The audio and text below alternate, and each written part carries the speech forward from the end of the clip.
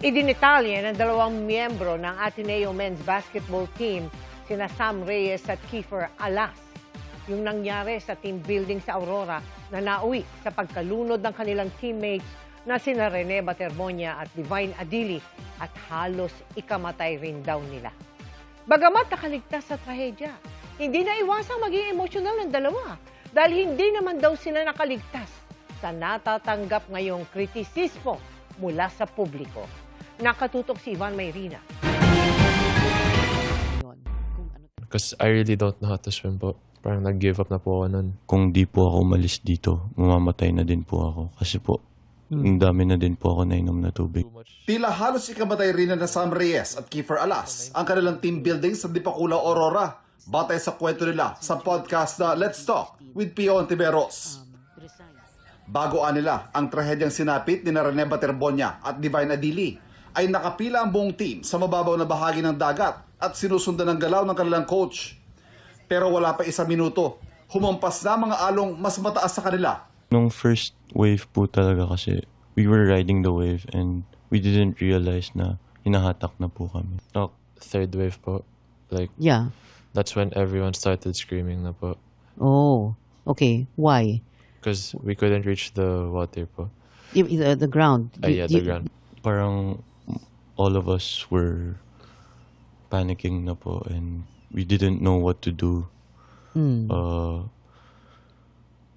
Kumbaga po, parang nag-scatter po kami in the water. Doon na po ako na parang napaisip na di na ata ako makakalabas dito. Na sobrang pagod na po ako. Tapos, nandun pa rin po ako. Like, doon na po ako parang napaisip na mag-give up po. Kasi wala pong nangyayari talaga. I was like going down and down. Like I just down. parang Okay. I was like gonna accept na mawala na po ako. Then after more seconds went by, I felt my feet touch the sand. I was like, there's like a glimpse of hope talaga. So I jumped po and gasped for air. Pero hindi pinalad sina Adili at Batermonia. Okay. And then, did anybody see Rene? Uh, The last. Last time I saw him po, nung we were still like having fun po.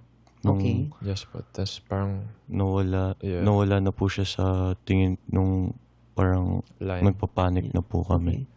Si EJ Kapihean nila ang nakita nilang sumasagip ng mga tao noon. Unang natagpuan si Batermonia kaysa kay Adili. When I saw them po, I started running to the water. And then JB was first to Jared Bahay. Yeah, Jared Then was first to. Yeah. to help Rene po. Sa isang punto, sinipr pa si Rene at Divine. Kinumpirma rin ni Alas ang nabanggit sa isang report na pinatigil ito ng responder. They were doing CPR for a bit. Then They tried CPR for both Rene and Divine on the yung beach. kay no? Rene po, si Sir Jeric. yeah, RPD And then, po. Tapos pinastop po yata Pinastop po nung ng medic para po ilagay sa stretcher and then to rush to the ambulance po. Pero walang pulse. I mean, even. I'm pretty sure they rushed him lang po sa The ambulance. only Si Adili naman, may pulso pa umano ng matagpuan pero hindi sa ambulansya isinakay. one I heard that had pulse po was Divine po. On the beach, he had a pulse? Yes po.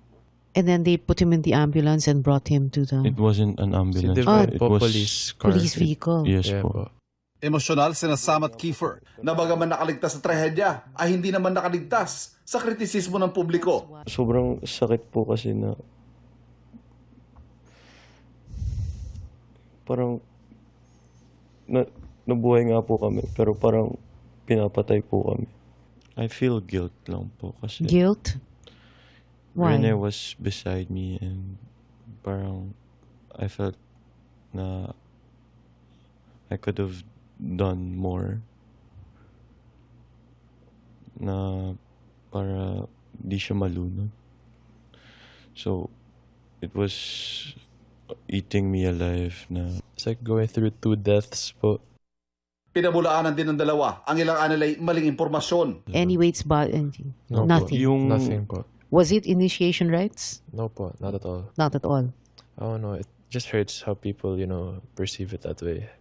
Gayunman palagay nila, may pagkukulang pa rin para masigurong kanilang kaligtasan. For me po, because when I was almost drowning po, I was just alone. So, for me, parang kulang po yung safety na... Yes, but that's where we felt na medyo... Ivan Mayrina, Nakatutok, 24 Oras.